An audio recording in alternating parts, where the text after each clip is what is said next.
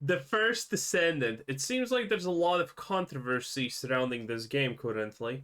All right, man, what a week. What a week it's been. Look, on paper, the first Descendant should very much be a game that I love. It is a looter shooter with a variety of PvE. You got horde mode missions, dungeons, and boss battles, just to name a few. We're grinding for gear. We got cool characters to customize via this mod system. We got the shared open world spaces with other people running around. I mean, this It sounds good. On paper, these ideas are solid, and they have proven to be pretty good in the past. But can the first Descendant pull it off?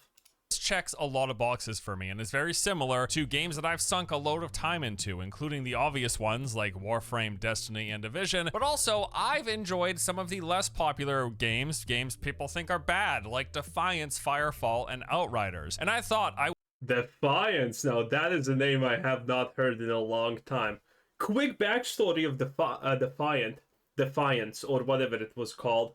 It started as a TV show, and then they made a game around it. And the premise was do things in the game, and then you get to appear on the TV show, and what you do in the game creates outcomes for the TV show. It felt extremely Stargate Atlantis-esque. Wasn't really that great at the end, or the middle, I would probably even have to say, but it had some pretty interesting ideas. I was hoping, really, that the first Descendant would be another one of those games just to add to my list. But after playing a bunch between the pre-release beta test and now for a few days post-launch, I gotta say, it's just not hitting the mark. I don't love it. I don't hate it either. Well, I do hate parts of it, which we'll get to, but I also think it does a few things quite well, and that's why I'm not surprised there are a lot of people enjoying this game. For starters, like, mediocrity is failure nowadays, let's be completely honest. There are tons of games that do what they want to do in an extremely well-polished, well-made fashion. And, well, if you're mediocrity and you do things just decently, that is not enough nowadays. The competition is too fierce. the gameplay generally feels really good. This notoriously can be difficult for third-person shooters. They tend to lack that sense of impact compared to a lot of first-person shooting games. It's not perfect, no, but I would say that shooting and using abilities is pretty snappy and fairly well done. In fact, I think the highest praise that I would give this game, the best thing that it does, is in fact the gameplay feeling good, and that's a big deal. And on a similar note, I think the movement is well done too. At a baseline, every single class has the ability to sprint, double jump, mantle terrain, and then use a grappling hook. The big thing with this game, though, is the fact that it accounts for and carries over momentum. So when you're using your grapple hook, like, you can really fly around the environment. Starting from a sprint, you can jump and then hook onto like any part of the terrain or objects. And then while you're flying towards your target, you've got this horizontal control that lets you slightly move left or right. This allows you to basically launch yourself around the side of your target, carrying that momentum with you, and then you follow that up with a second grapple hook some distance away. I mean, you can really just be flying all over the place. It's just a lot of Yeah, sounds fun, looks fun, seems decent. Titanfall-ish, I would even like to say. Probably not that much, but, you know, at least it kind of resembles it a little bit. Doesn't seem that bad. fun to use, especially when that is coupled with a Descendant who already has built-in mobility, like any leaps or any move speed enhancement. It can just be a whole heck of a lot of fun sprinting and swinging around. Another thing that I've enjoyed is the class design. Like, yes, there are some pretty generic characters, like you got the basic shooter dude bro, you got the turret guy, you got the one dude who tosses out grenades, you got Elsa, but then there's Elsa's my favorite. Come on, let's be absolutely real. Her personality is fantastic, okay? I should probably play this game and download it, or at least look up her in a specific site or something. I feel that this game's good. I'm sold, you know, that's all I can say. Elsa sold me. Elsa, but then there's characters like Bunny. Now, she's been getting a lot of attention for reasons other than her playstyle, but genuinely, I think she's like one of the coolest design classes that I've played in a looter shooter. I'm being serious here. The class is built around the concept of charging up this electric meter and then using it to deal massive area of effect damage. So as you run, you store up this built electricity, and then your various abilities will deal increased damage based on your charge level. So this includes things like lightning emission, which will pulsate AoE damage for every 7 meters you move, or Thrill Bomb, where you can get an extra burst of AoE Thrill Bomb? Tell me more. damage on call. And then on top of that, after landing from a double jump, you also deal additional AoE damage. And then you couple those mechanics with the speed of light ability, which increases your run speed 50%. And the faster you run, the quicker you build up electricity. And so you don't even shoot, you just run around and that's kind of it? An auto bomber from Path of Exile, effectively? Okay. And then the more frequently you're pulsating, those every 7 meter AoE explosions. It's just crazy, dude. You can also couple this with the grapple hook, and for every 7 meters you move while grappling, you will also pulsate additional damage. The end result, like playing this character when all the pieces come together, is you're running around constantly at 150% move speed, then grapple hooking all over the place to get additional bursts of AoE damage every 7 meters you ever move, and then pulsating and yeah, it doesn't look like you even have to shoot. Technically fun, but technically I also feel that this could be a problem for a game that's about shooting. And this gets really old really fast, maybe. additional AoE damage on top of that, all while double jumping, because whenever you land, you do more AoE damage. And it's just crazy. Like, it's a real lot of fun, interesting class design. Then we've got the boss fights that are known as Void Intercept battles. These I found varied and interesting. Outside of the fact that every one of them take place in this like single digital arena, I actually thought overall these boss encounters are really good. Interesting mechanics with multiple phases. Even the first couple of boss fights, because you unlock them as you level up. The first few ones can be quite challenging, and it just gets even harder from there. They look cool, they're well animated, and some of them, especially later on, actually really require coordination and effort with your group. Well, the bosses look pretty coolly made, not gonna lie. They're like giant mechs or something like that. Seems decent. Okay, so looks-wise, it seems solid. Got Elsa, got a bunny girl that just runs and kills everything at random. Pretty decent, pretty decent. You got your generic two dude classes that are lame, and we're never gonna talk about them. Abilities and stuff, yeah, well, I mean, technically it's the Destiny formula. Technically it's the Warframe formula. You can't really go wrong with this unless... well, they probably went wrong with this, that's why this video exists.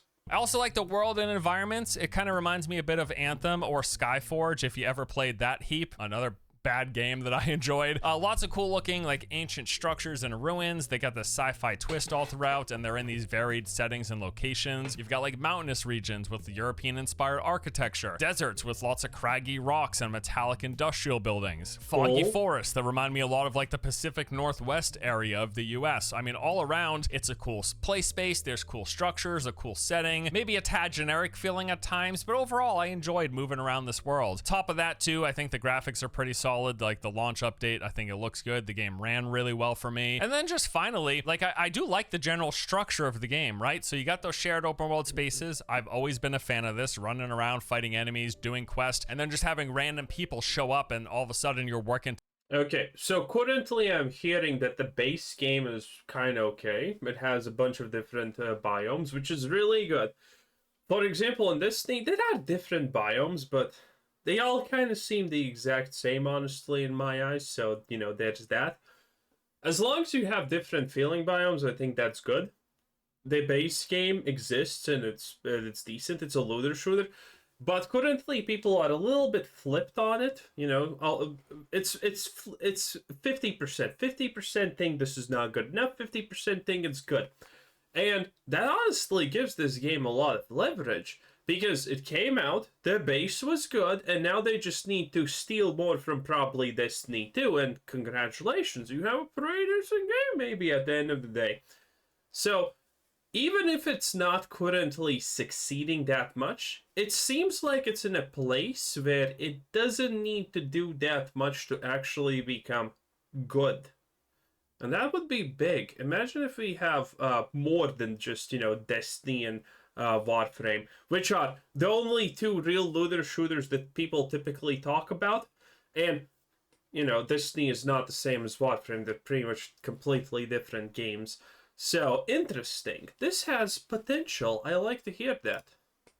together to complete this one objective. It's a lot of fun. You go around the world from one quest marker to another, you then clear the zone, and then at the end you basically get what is a dungeon run. You finish that, you move on to the next zone, and that's the progress through this game, interwoven with some story. On top of that, you can do void intercept battles in between. They're actually required as you progress, as well as things like special operation missions for grinding resources and materials. And then you're also working on your character. You're equipping new weapons when they come up. You're playing with your mods, tinkering your build via that system, enhancing it through other means. And hey, if you like grindy loot games. Okay, wait. Let's look at the options that we have. Tactical rifle weapon class equipped. Reached skill power. Reached skill power? The hell is that?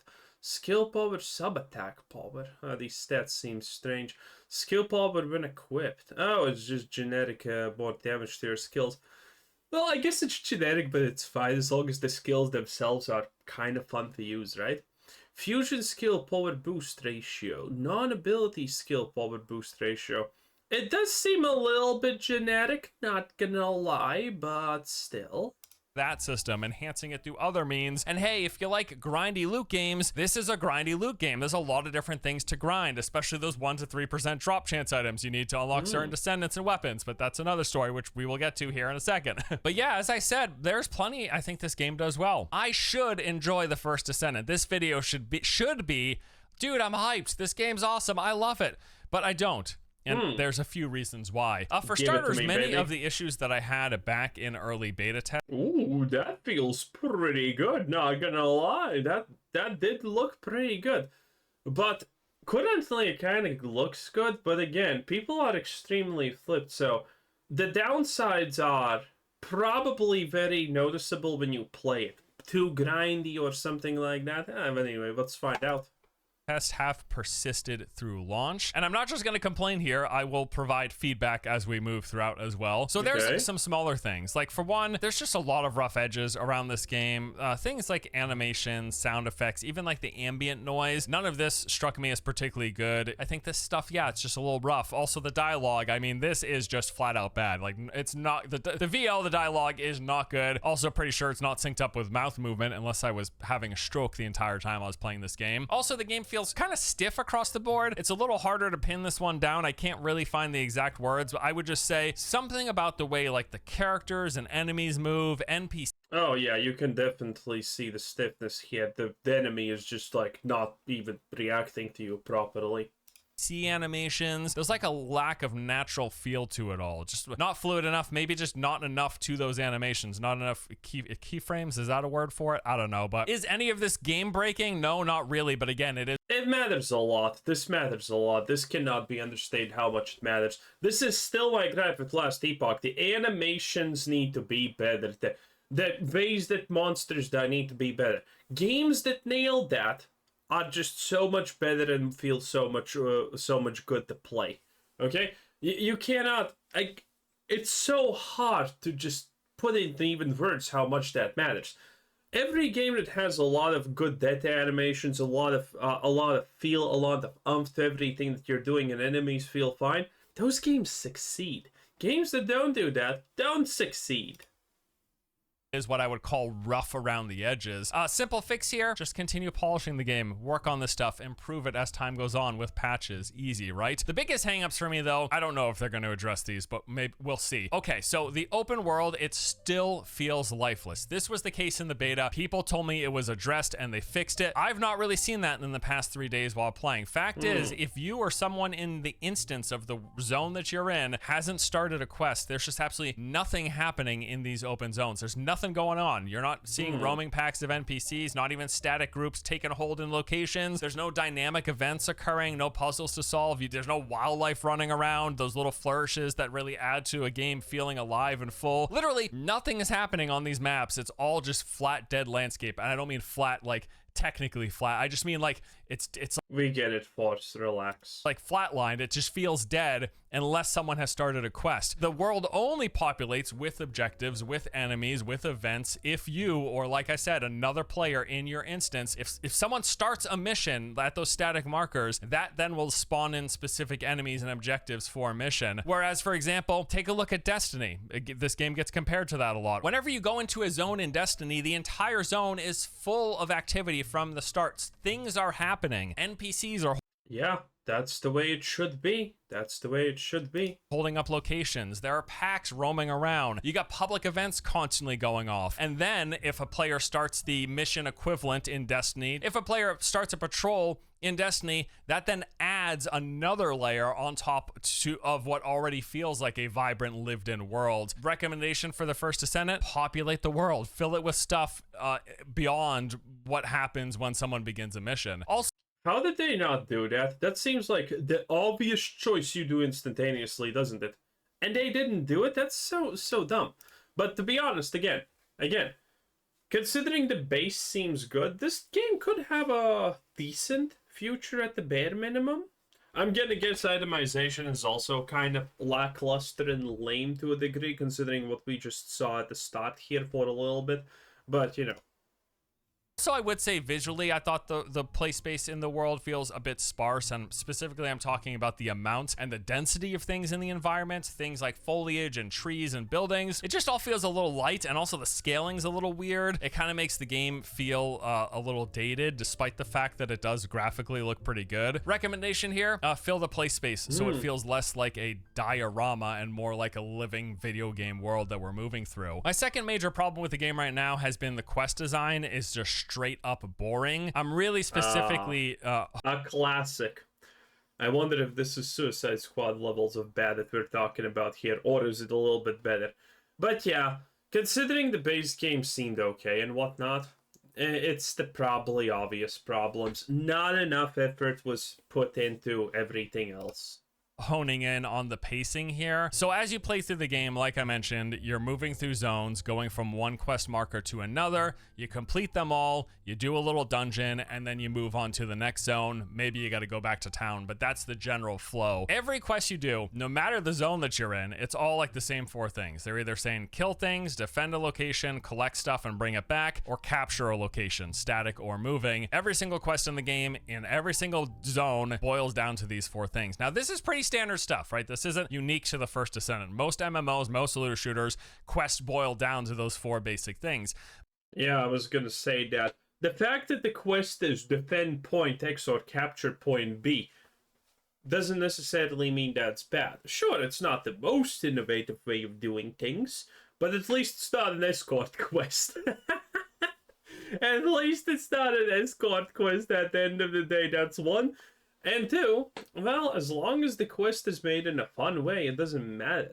It doesn't matter if a game has only defend point X objectives for you to do. As long as it's done in a fun way that people like, that's not an issue.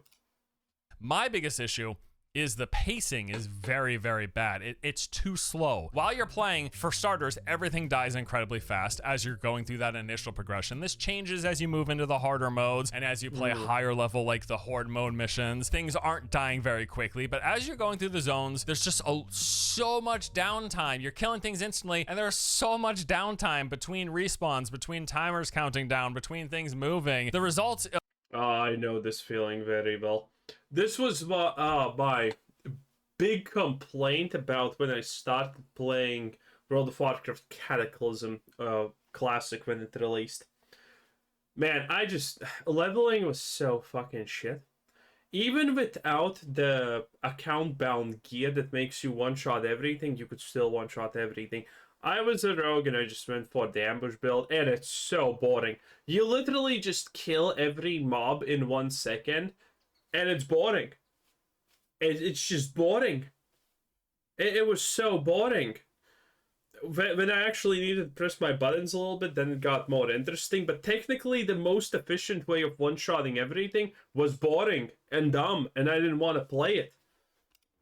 of which frankly was just unengaging and a lot of time just standing around feeling pretty bored because there wasn't anything to do. We were just waiting for a timer to tick down. A group of enemies would show up, we would one-shot them like in less than 5 seconds, and then we would be standing there waiting another 20 or 30 seconds for respawns. So my recommendation here would be to up the pacing of enemy spawns. I think that would go a long way. You don't even have to make like enemies way harder while you were leveling up. I understand like leveling is face roll in a lot of games, right? That's part of the process. The hard part doesn't come to end game. If you want, Yeah, but again, well, there are people who are fine with face rolling everything while leveling. I'm not. I think it's just boring. The moment you can just face roll everything, it becomes a complete chore. Because there's no challenge to it. You just press one button and congratulations, you did it. You did it. Not fun. you want to keep a face roll, fine, but like increase the density of monsters or the frequency of spawns or something so that we're just spending less time just like standing there, just staring around in space. Like it just really made it unengaging. And along those same lines, the boss design everywhere outside of those void intercept battles, which I think are good, the boss design everywhere else is really bad. I'd like it to introduce you to the first Descendant's boss design philosophy. We call it the 3 orbs philosophy. Take any boss, doesn't matter what its faction is, how it looks, what sort of weapons or skill it has. Take that boss, break its health bar into 3 to 4 sections, and then make them invulnerable every time players break through one of those sections until they destroy the 3 floating orbs. Either destroy them outright, or destroy them in a particular order, or destroy them all at the same time. 3 orbs, invulnerable boss, kill those orbs, done. 90% of the boss encounters in the game. Like, I couldn't. Yeah, you probably need at least engaging. You can't get away with one boss encounter, honestly. You know, for your basic not raid or dungeon type of deals. But man, you need to at least make it good. Creating 3 or 4 orbs that just fly around and make the boss invulnerable until they're dead. Yeah, that's dumb. Believe it. After like my 100th boss of seeing this exact mechanic, I was like, you gotta be kidding me. Just make the 3 orbs. That was their design philosophy outside the void intercept battles, because those are really, really cool. My next big thing, and this is a real sticking point here, is that just so blatantly obvious, and this is the case in a lot of grind games, but it feels especially so here. Progression is just clearly artificially stretched out to try to push us towards the cash shop. There's no doubt here with the things like the 24-hour build timers. Gee, I would like to skip those. Oh, I can buy doing that. Great. Or the fact that you've got those a lot of those enhancement materials that you really need for progression, the activators and exchangers and more. Or you got the 1 to 3% drop rates when trying to farm the materials needed for this stuff, which can take players, I don't know, I've seen people saying like upwards of 100 or so hours. I don't have a lot of feedback for this part of the thing, this artificial. It's so bad, you're telling me? Ooh, man. Inflation of progression pushing you towards the monetization. Don't really have feedback here because, let's be honest, this is all done on purpose. This is the repetitive nature of especially free-to-play games, especially free-to-play MMO lights or MMOs. Games are made.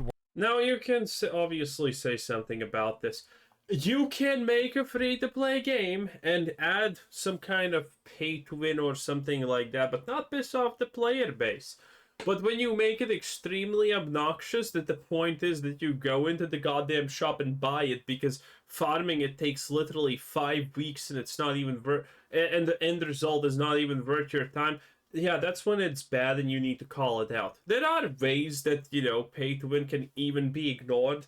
Again, I always bring up Lost Ark as an example. Yeah, you can pay to win, but you don't need to pay to win, because without paying to winning, you're still gonna be exactly the same spot where everyone who paid to win was. And if you're pressing buttons better than them, you're still better than them. Worse to sell you the solution, right? You've heard that time and time again, that is absolutely the case here. And that leads me to the final thing that I want to talk about. Monetization. Now, I'm not going to run through all of the numbers. Plenty of people have already done that. Let me just put it this way. It's like they took inspiration from Warframe. You hear people saying, it's just like Warframe, it's just like Warframe. No. It's like they took the inspiration from Warframe in terms of how they're monetizing the different aspects of the customization and progression. Like, yes, there are a lot of similarities, direct parallels you can draw between Warframe and the First Descendant. But it's like they said, okay, we'll take that baseline.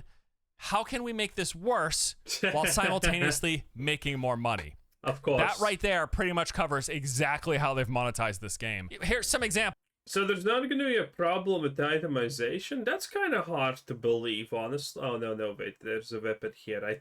Man, If this game actually avoided bad itemization, I would be surprised, because currently everything looks and feels like it was from the Suicide Squad Kill the Justice League, and that's not that is not what you want people to compare you to. Examples, right? Buying Descendants requires you purchasing 2 bundles of premium currency because the Descendants cost slightly more than what a single bundle of premium currency gives you. This is a tried and true anti-consumer premium currency conversion tactic. You sell bundles that reward barely less than what it is you know people are gonna want to buy. It's scummy, it's always scummy, it's scummy here as well. Or you got the armor dyes that are single use. Like, at least in Warframe, when you purchase a color palette, you can use it as much as you like, whenever, however many frames you're trying to customize, whatever parts of it you want to customize. But in this game, you buy 1 dye, you customize 1 part, the dye is gone. You lost it. The paint can ran out just like that. Then there's just the fact that aspects of the grind itself put even Warframe to shame, at least for certain things. And I think the big one that a lot of people you've seen pointing out is the fact that ultimate characters require you to farm missions with 3% drop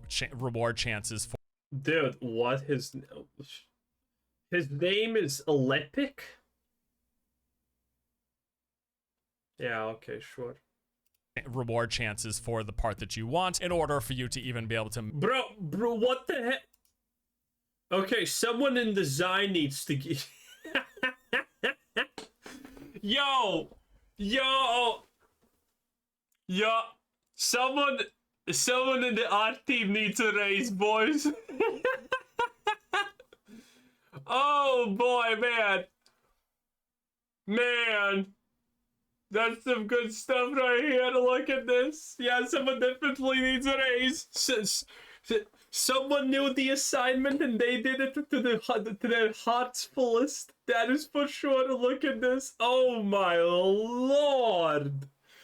Oh, that's some good stuff. In order for you to even be able to make that ultimate character. If you're not familiar with Warframe or the first Descendant, both games have versions of the characters, the playable classes, that are just like, there's the base version and then the ultimate version, which is just a better iteration Why would anyone need anything more than L's in their life, though? Of that, right? So people want the ultimate one because it's the base one, but just better, flat out. If you're trying to farm that for free, you're looking at repeating missions over and over again with as low as a 3% drop rate. That's very low, let me just tell you. That's very low. Or there's the double— Well, depends on how fast you do a mission, to be honest. The 3% drop rate is not that bad. If you do 20 times a mission and it takes, for example, 10 minutes to do, I mean, that's just 3 hours. 3 and 1/3 of 3 hours and 1/3 of a 4th hour. That's not bad. That is actually probably doable in a day or two. Just grind other things, then you get them on Nexon. 3% drop chance doesn't exactly feel like the worst thing, in my opinion. People have gotten lazy in general, I would say. Sure, there definitely is some situations where the drop rates are insanely low to push people to do things. But a 3% drop rate doesn't seem that bad. Unless the missions do take like 40 minutes each or 30 minutes each, and then that's a little bit too much. But if a mission takes 10 to 20 minutes, I think a 30% drop chance is not bad. I think it's reasonable.